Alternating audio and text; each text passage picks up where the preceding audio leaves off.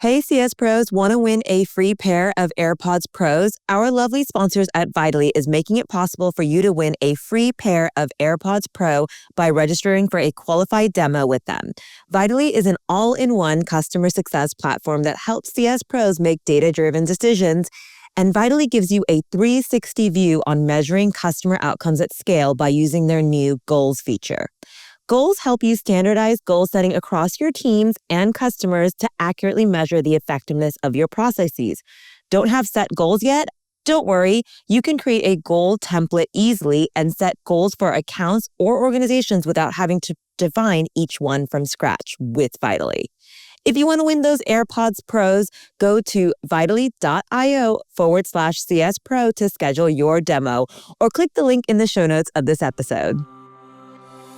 Hello, everyone. I'm your host, Anika Zubair, and welcome back to the next episode of the Customer Success Pro podcast.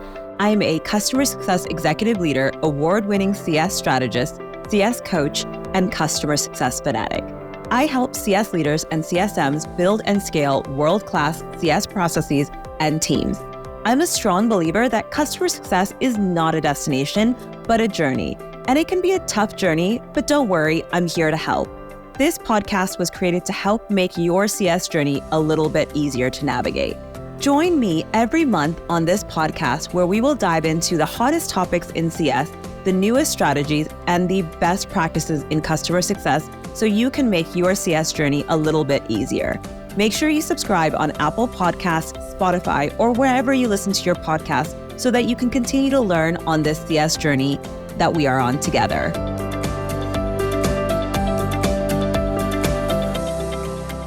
Welcome back. Today, I'm speaking with Ejieme Eromosele. Ejieme is an award-winning customer success leader with over 15 years of experience in building high-impact customer programs. As the general manager for EMEA at Quick, Ejieme leads the company's expansion across Europe, overseeing all aspects of business growth, including marketing, customer success, and new business sales and partnerships. She has built out a full go-to-market team from scratch in EMEA. And as a CS leader, she has had to focus on marketing as well as new sales in her GM role. She has created some unique playbooks, strategies, and best practices on how to take customer success growth and use that to drive new sales growth. Many times in customer success, we are so focused on growing our existing customers that we forget that helping our current customers can also potentially help future customers as well. Ejieme and her team have a solution to take your existing customers' upsells and create new sales for new customers. So let's chat to her and find out how she has done it. So welcome, Ejieme, to my podcast. I'm so very excited to have you as my next guest. And I know you've done a number of things across the customer success community, across customer success as a whole. But before we get into this topic today, can you please tell my listeners a little bit more about yourself, how you started in your current role, how you've transitioned into it? I'll just give us the snapshot of who you are. Yeah, thanks. Thanks so much for having me. Great opportunity to share my story and to talk more about the future of customer success. So for everyone listening, I'm Ejieme Eromosele. Current role is General Manager of EMEA for a company called Quick. So at Quick, we do AI for customer experience. That means we help some of the world's best businesses connect more directly, more efficiently, and effectively with their end customers using AI. We like to think that AI and humans work better together, so it's not replacing humans, but it's helping us focus on the most value-added things. So I've been with Quick almost 7 years now. Joined them by way of acquisition. I was VP of Customer Success for a New York City-based startup called Snaps. That was my first CS role, and we can get into how I transitioned there. But yeah, Quick acquired us about 4 years ago. Stayed on as VP of Customer Success and Account Management. So I was also running some revenue motions as well. And then a little over 2 years ago, my CEO asked me to move to London and help put some boots on the ground for our international expansion. So it's been 2 years in this role now. And I'm actually transitioning back to the States, which we can get into, but it's been a great journey. Yeah, I love it. I love your story. I love that you started not traditionally in customer success, but by means of acquisition, you've now grown tremendously in the last 7 years by the sounds of it. Lots of challenges, I'm sure, as you've grown in scale. But now you've also, like you said, taken the team international. And for the last 2 years, building it out in EMEA, but you haven't just built out customer success, you've built out the full go-to market function by the sounds of it, which is no easy feat. And I'm sure a lot of CS leaders are wondering, wow, that's a big role to take on. But before we get into the GM role, tell me more about the company and the team. You guys were acquired, you grew. I'm guessing the team here in London has grown as well. What does the full team that you manage look like right now? Yeah. So as you mentioned, as general manager, I own all of our go-to-market for the region. So that means marketing, demand gen, new business sales, partnerships and alliances, customer success, and also account management. When I first moved here, the first role that was required was a sales director. We need someone to help us get out in market, start having those conversations, and start trying to see how we can grow from new business. The second fast follow hire, actually, they started at the same time, was our solutions engineer. So, selling AI to enterprise is a quite technical undertaking. And so we knew that we needed a sales and a solutions engineer to help us be able to articulate the technical value, the technical solution and design, and then to help us, of course, be able to build out on that vision. Since then, we've also gotten a marketing manager. Being a new company and a new brand in the quite diverse and varied markets of EMEA, we definitely needed to focus our marketing efforts. And so now we also have a marketing manager that's helping us with broad scale awareness, events, and demand gen as well. We're likely going to, well, we actually not likely, we have a JD for a senior program manager. So a lot of what we're seeing with deploying AI for enterprise, these are transformations. And so we need someone who can help us make sure that we're accountable and our customers are accountable for the transformation journey. So we just posted actually last week a senior program manager JD that's going to help with that. Also looking for a CSM as well. Haven't posted that JD yet, but that's to come. Oh my gosh. Sounds like you guys are growing and scaling quite rapidly and quite aggressively, which is really great to hear. If anyone's listening that's looking to get into a new role, it sounds like Ejieme is hiring. So definitely hit her up on LinkedIn and let her know that you're interested. But that's so amazing that you've had to really expand your remit, like from CS leader into general manager. There's a lot more that you're hiring for, a lot more skills, a lot more team members, but a lot more you've got to cover. And I would love to know, and I'm pretty sure people listening would love to know, what inspired you to make that leap into a GM role, because customer success, or as I like to call it, post-sales revenue leaders, usually focus on what you were just saying you did at Quick before you moved to London, which is, customer success, implementation, account management, renewals, churn, all that stuff. But now your remit is so much wider, so much broader. What made you jump into such a broad role?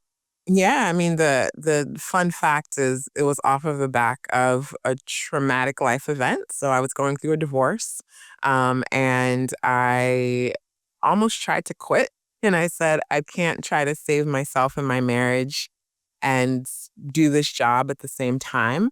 I had a CEO and a boss who was our SVP that both, believed in me and believed that I could take on a role that oversaw our entire go to market. And I think that was for a few reasons. One, I had been building my technical and revenue acumen as a CS leader. And they saw that I could apply those learnings to figure out which types of accounts should we be going after and why, right? And I'll get into this in a bit. We should be going after accounts that are already seeing success. I, being the CS leader, knew what those customers and accounts look like. So how do we actually use that to inform our go-to-market strategy and the types of businesses we're targeting, the types of events we're going to go to, where we're going to spend marketing spend in order to reach those audiences. So, you know, that's a little secret that, people are like, oh, how'd you get the GM role? Yeah, it was off of the back of a pretty, sad and kind of traumatic time in my life. But, I had done the work and I think I had proven and gained trust from my leadership team that I could help us do this next big thing. So it was, the best, worst thing that's happened to me in terms of being able to move into this role. But I think the lesson, for me and for anyone listening is, we show up every day. We have to do the work. We have to do it consistently. And we have to excel at the things that we're really good at. Those things are usually transferable skills that can set us up for the next thing. And so I like to look at a lot of the foundation I was building in, just running customer success, being able to apply that to a GM role. And we can get into that. But I think that's the real learning for me.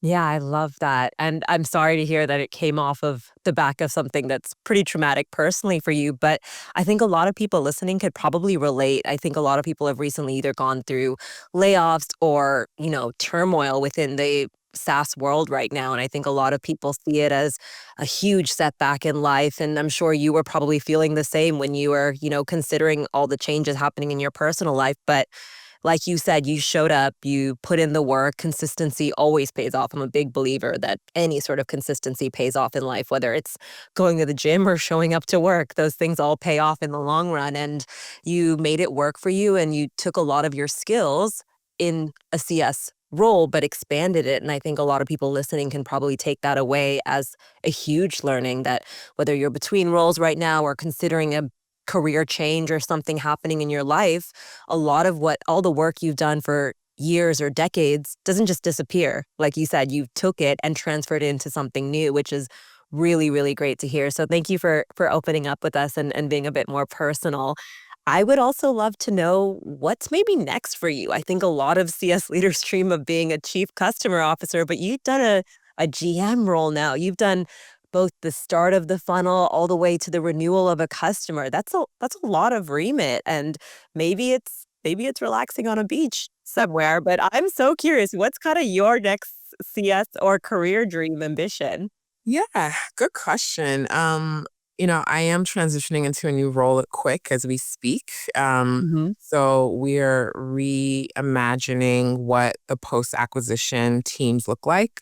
We just got our first chief experience officer, and he's great. He's going to own customer success and professional services in our solutions consulting organization. And I'm going to go back to partner with him on what I'm calling a customer growth function. TBD on the details, but the goal is to help utilize again customers that are seeing success, making sure they continue to see that value, making sure they're retaining, and to try to expand them as well. So the customer growth comes from, how do we grow our business by growing our customers? And then I like to add the last piece, and we can talk about the flywheel effect, but taking their success, their growth, and using that again to acquire and to at least get the attention of other customers that might look like them. So, yeah, it's exciting. Still figuring out what the actual role will look like, but at least I know what I'm focused on driving, which is renewals, expansions, and advocacy. Love it. Love it. I love that you are also so honest and open with us about your career, about what's happened, but also even this next step. It sounds like it's still being defined. And I think a huge lesson or a huge learning that anyone listening could probably take away from this episode is like, we just don't know where life is going to lead and what role. You didn't think you were going to be living in London a few years ago, and you've now lived here and you're going back, and everything in life is ever evolving. And I think it's really cool that your role is ever evolving as well. And we're going to jump into what customer growth looks like at Quick and what you're going to be doing based on your learnings that you've had in EMEA. So let's talk a little bit more about that. What has been your focus in shaping post-acquisition strategies into new sales? Because you've now had to do new sales as well. And you've taken, like you said, a lot of the customer advocacy work that you've done, a lot of the upsells, the renewals, and you've taken all those playbooks and applied it to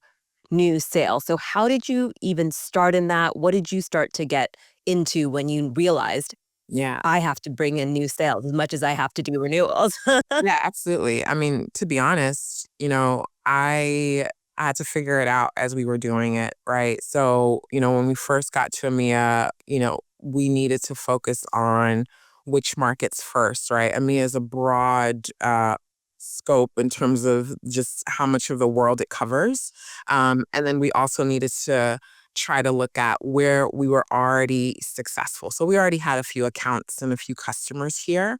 Um, so I said, okay, we talk a lot about customer led growth. And what we usually mean by that is that your existing customers help maintain growth in terms of your existing base. But I said, well, I know that those existing customers can also help us refine and focus in on customers that, or prospects, let's say, because they're not customers yet, right? Prospects that could eventually be customers. And how do we leverage the success that they're seeing to drive that?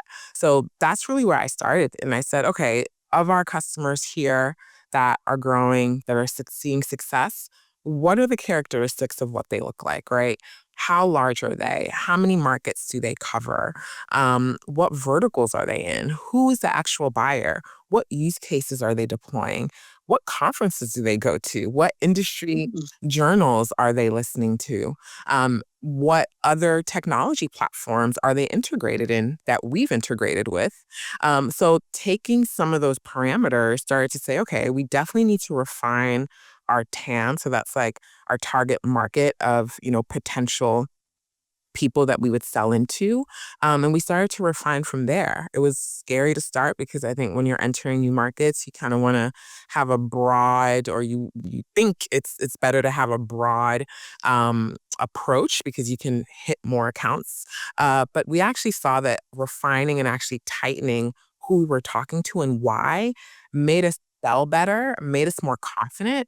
And then we can actually say, oh, hello, X, Y, and Z company, you actually look a lot similar to a company that we're already helping and that we're already happy. And by the way, they're going to be sharing their story at a conference that we know you and your colleagues are likely to attend in a few months.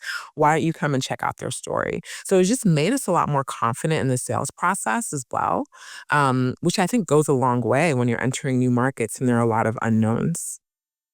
Definitely. I love that you've basically redefined your ideal customer profile based on successful customers, because I think a lot of companies out there build what they say is a target addressable market, like you said, and then they go in to find an ideal customer they're going to try to chase, but it's a lot based on theory. It's based on what they think they know about the market. It's based on what sales leaders maybe have had initial conversations with prospects, which is all great, but it's not a proven fly. It's not proven. Right. It's not customers that are actually successful. So you've taken what you know about your most successful customers and then brought it back to yourself in this case, but to the sales part of the organization and said, hey, listen, we have these 10 killer customers that are doing the utmost perfect use of our product. They're using all the features. They are talking about it as conference. They're doing all these right things that show that they're truly an advocate of our product.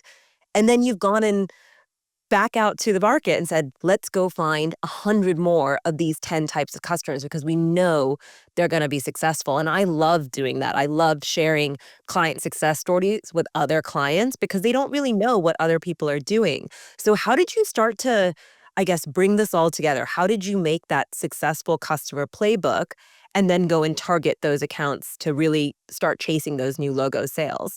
I mean, I think the fortunate thing is, one, to your point that, you start with an ICP and you have a few hypotheses, but, at I'm not going to call this a late stage. Later stages, when you already have customers, that should be your starting point, right? And so we were fortunate that we had customers in the region that we wanted more of. So that was a starting point.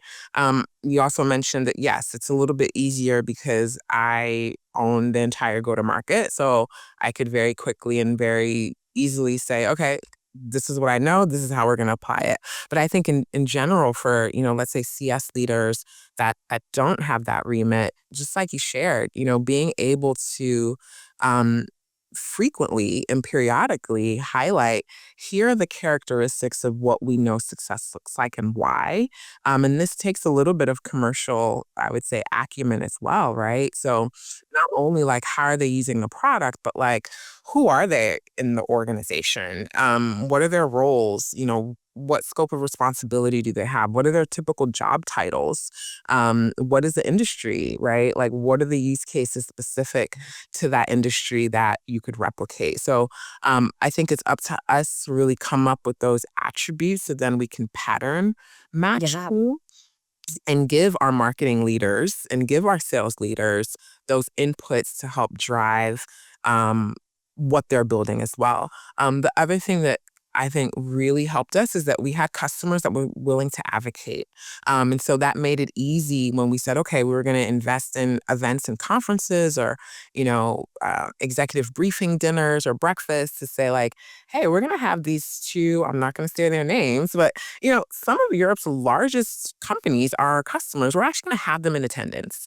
That goes such a long way to helping with our marketing and our outbound strategies because you can reference that customer as someone that is already seeing value. Customer FOMO and prospect FOMO is such a big thing. Customers want to see, and professionals, I mean, just look at yourself. You want to see what your peers are doing. You want to understand, oh, if someone's really like achieving success here and they're like killer metrics, like I want to know more. I want to learn more. Right. So being part of that story for your customer was a big thing for us. And so, when I got here and we already had customers that were advocating, but every new customer that we acquired, I'm piloting this concept and I piloted it here called assumptive advocacy. So most salespeople understand an assumptive sale. So that's the idea that you go into a sales process already assuming that someone has bought into the deal. And this is usually in the later stage of a sales process. But it's, for example, we haven't been the selected vendor yet. However, you start to say, you know what, we should target when the kickoff is around March because it'll be a great time to get together in person. So you already start to plant the seed that you've already hit that milestone and that the customer's already said yes. So I took that concept to advocacy. So when we kicked off a new customer, I said, I can't wait for us to actually be hitting these KPIs that we've set on our scorecard because I'd love for you to tell your story to another prospective customer. I have so many prospects that I'm talking to now that have the same challenge. It'd be great for you to share your success with them. So I started to plant that ahead of time, even before we launched anything, even before they started to see value, just as a seed to say, when you are seeing success, which I'm confident you are, I can't wait for you to share your story. So those are some of the more kind of like tactical things that, I did to kind of prime the pump in terms of advocacy. Hey CS Pros, I wanted to quickly jump in and let you know if you're enjoying this episode but wondering how you too can become a revenue-focused CS Pro, then I might have the answer for you. Some of you might not know this, but I run a cohort-based coaching program that walks you through step-by-step on how to align customer success strategies with revenue. CSM RevUp Academy is my complete step-by-step coaching program that helps you elevate your skills and mindset to focus on driving revenue for both your customers and your company. And this is a live coaching program that we only open the doors for enrollment a few times a year. And the next time we'll be opening the doors is in just a few weeks. Doors will open on January 29th. So if you're wondering how to apply the strategies discussed in this podcast in real life, then sign up for the waitlist in the show notes or go to thecustomersuccesspro.com/CSM RevUp Academy. I guess I know you were doing it boots on the ground first, but you do have a team now in place. Did you encourage the CSMs or even the salespeople or even the market people to start capturing those attributes, as you said? Because I think that that's what's super critical is you have to get the whole team around replicating processes to build that flywheel effect that I know you and I talked about before, because you're one person and you can build this beautiful playbook by the sounds of it. It sounds really awesome that you've taken, again, customer advocacy and built in certain attributes for new salespeople to go and try to target these customers and have those conversations. But how did you get the whole team working around these and to build, again, that repeatable customer success process into sales as well? Yeah. So, I mean, let's start with marketing, because that's like the top of the spear there, is really like getting them closer to our customers. So we hired a new marketing manager. I told her like join some of our initial calls, right? Like Yeah. they should know who you are. You should know them. And I love that, by the way. Love it that you're getting everyone involved. It shouldn't just be the CS or the salesperson or the customer facing teams. It should be everyone. that's right. And we introduced her as like, here's our new marketing manager. She's new to the team, but she needs to understand how you're using the product, how you're seeing success in the product, because her job is to go try to help find customers, prospective customers that look like you, right? So we really try to make marketing embedded in what we do because they're not just, not just like they are actually the first touch point for so many of the conversations that we have. And so if they don't understand what it actually takes, if they don't understand like what success actually looks like, it's harder for them to refine and to tailor their conversations to match that. So that was just one tactical thing, right? So like, I know as CS, we like to be protective of our customers, but the more that we can say, let's share the wealth here, the more we can benefit ourselves downstream. I think the same thing goes with sales, right? Like it's easy for us to kind of like toss over a case study, like, oh, here you go, read it on your own time. But again, meeting the customers, when we have on-sites, like our sellers are there, right? Why not? Like they should be part of the conversation. They're part of our team, especially when you have a much smaller team like we did here. It was just the way that we did things. But I think opening up the customer success and the individual customers directly um, tightens the team, tightens that strategy, and gets to a level of detail that we typically don't get to when, again, you just hand over a case study that's already done. I love it. Your whole company is serving the customer, which is what we're all here to do. And I think a lot of times you just said it and you hit the nail on the head where we're all so protective of our accounts. Like, oh no, it's mine. I have to do it. I have to be the hero. I have to do everything for this account, which is only going to lead to people's downfall. If I'm honest, Yeah.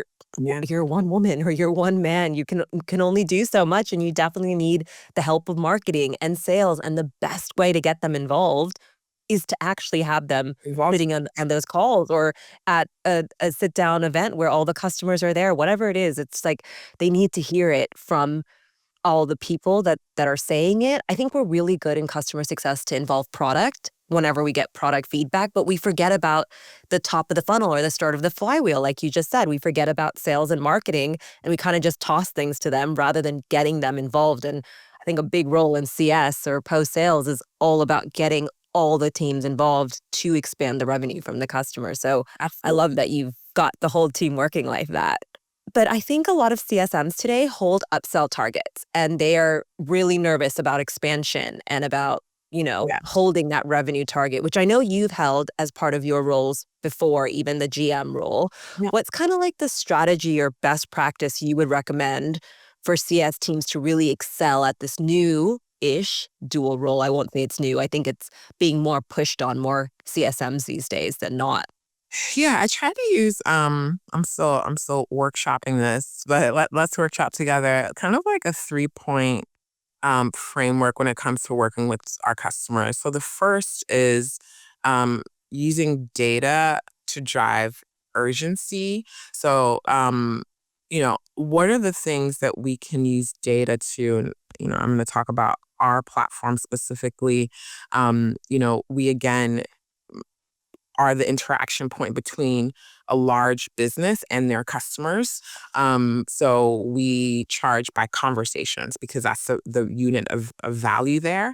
But how do you use data to identify those moments of change and to signal that there's a readiness to expand? So for us, it's, you buy a certain number of conversations. If things are going well, that's going to trigger an expansion, right? Pretty straightforward.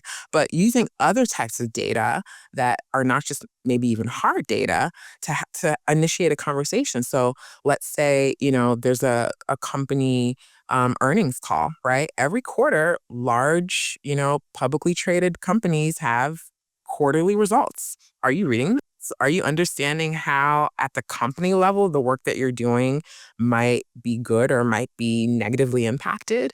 When there's new hires on your customer team, do you kind of investigate like, oh, I saw you hire 2 new people. Like, what's the driving force there? So using hard or softer data points to kind of like drive a conversation at a more strategic level is one.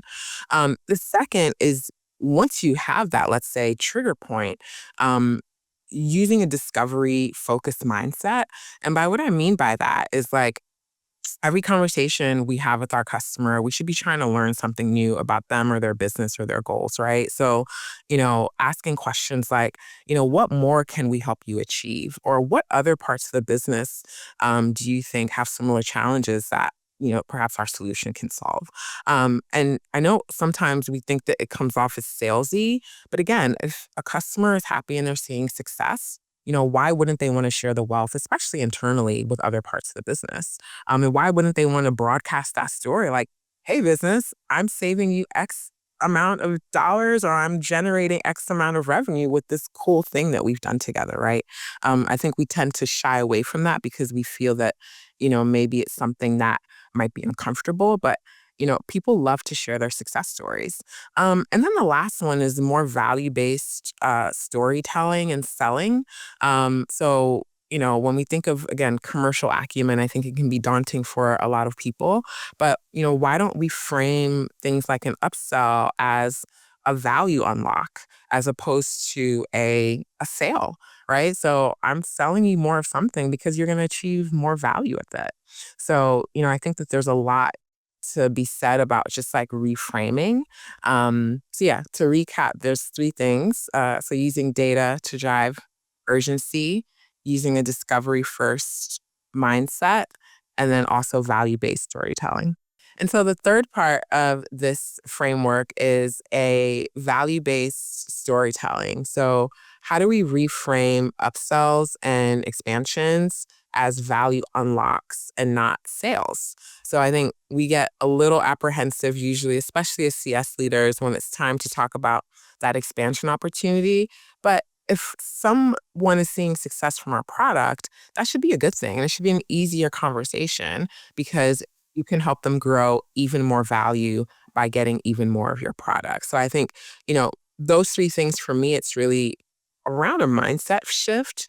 So the first, again, is, using data, whether it's hard data or changes, anecdata, to help drive a meaningful conversation and signal a readiness to expand.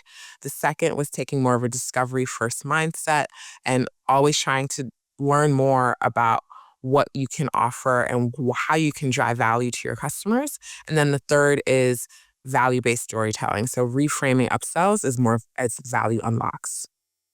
I love it. I love, love, love it. I think a lot of the things you've just said are actually commercial things that salespeople naturally know, and some CS professionals are a little bit hesitant to know, or just they haven't been trained on it, if I'm completely honest. And it's really hard to sometimes figure out how to do discovery or how to even do value-based storytelling. As you said, the data piece, I think maybe more people are in tune with because we have the data to hand, we know usage data, but then tying all of that into a value-driven conversation that your customers see ROI of your product, that's all a little mucky and sometimes scary for CS professionals to jump into.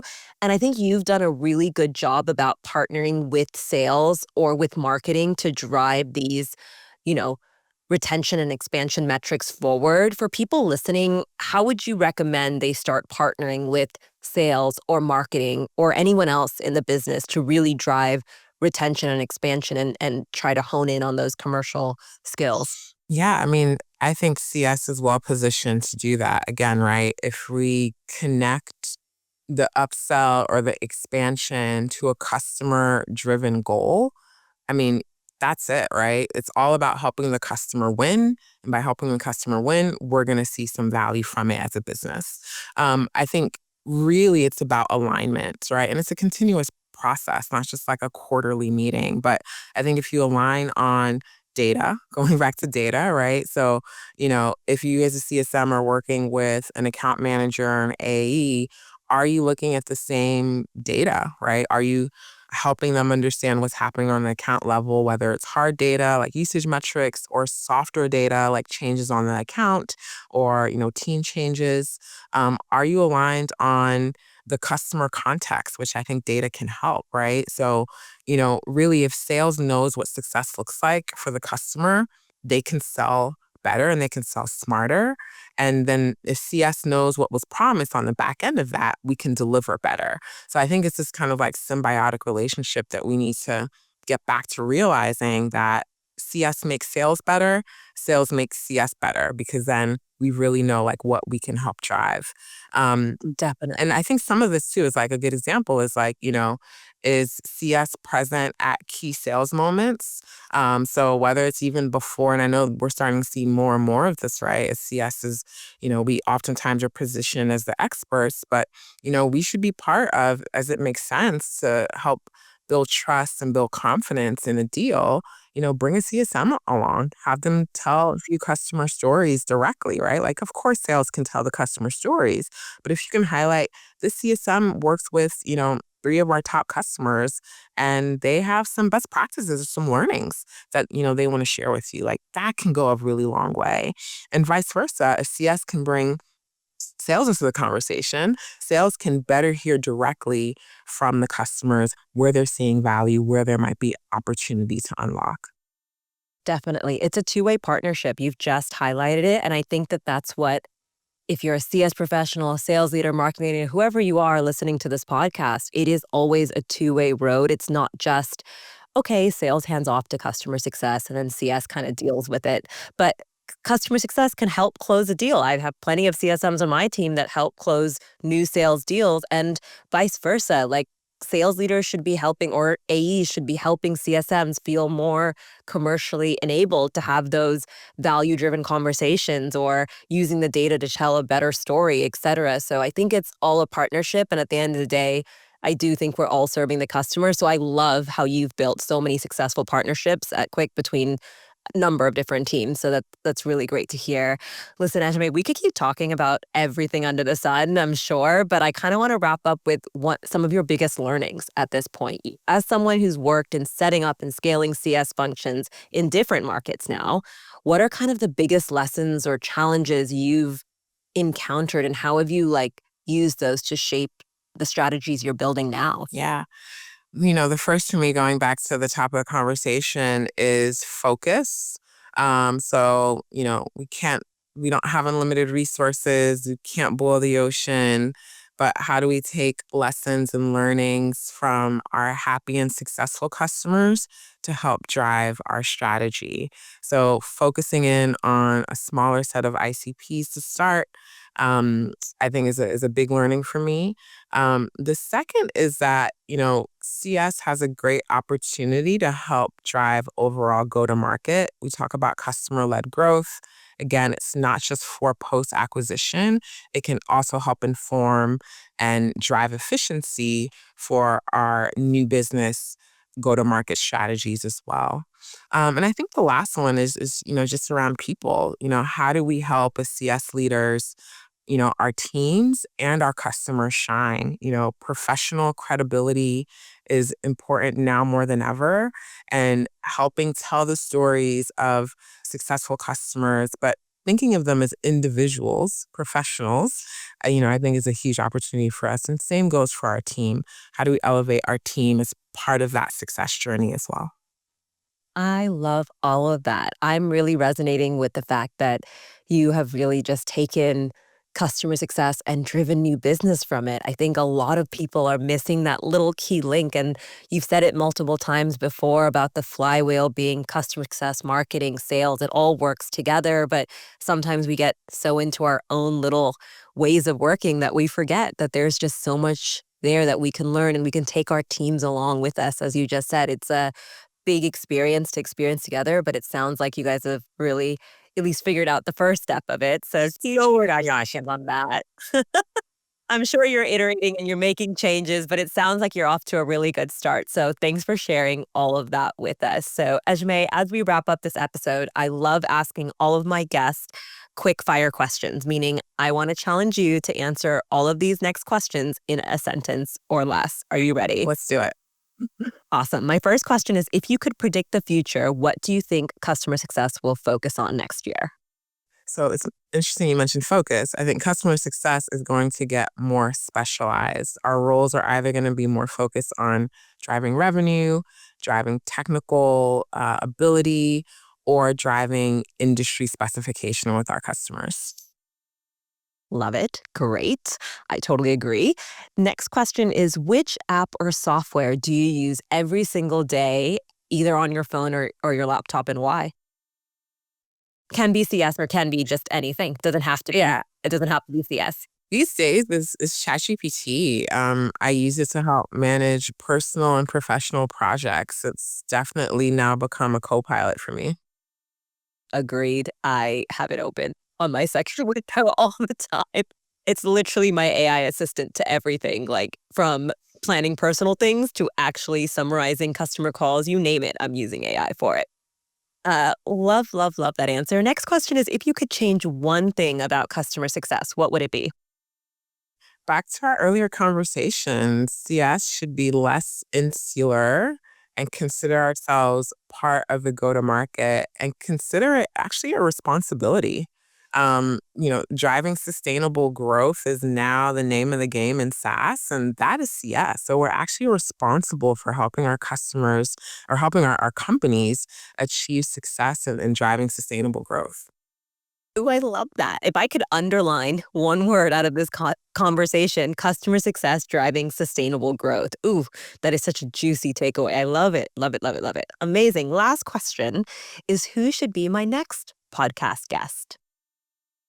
So I don't know everyone you've had on the podcast, but I think Ralphie White would be great. She's a seasoned customer success leader. She's doing amazing things at DeepGram, which is like one of these like hot AI companies. And she's just so lovely every time I speak with her. So she'd be a great guest. Amazing. I haven't talked to Alpa yet, so I'll have to reach out to her. Thank you so much, Ejieme, for your insights, all your strategies, playbooks, best practices that you shared with my listeners.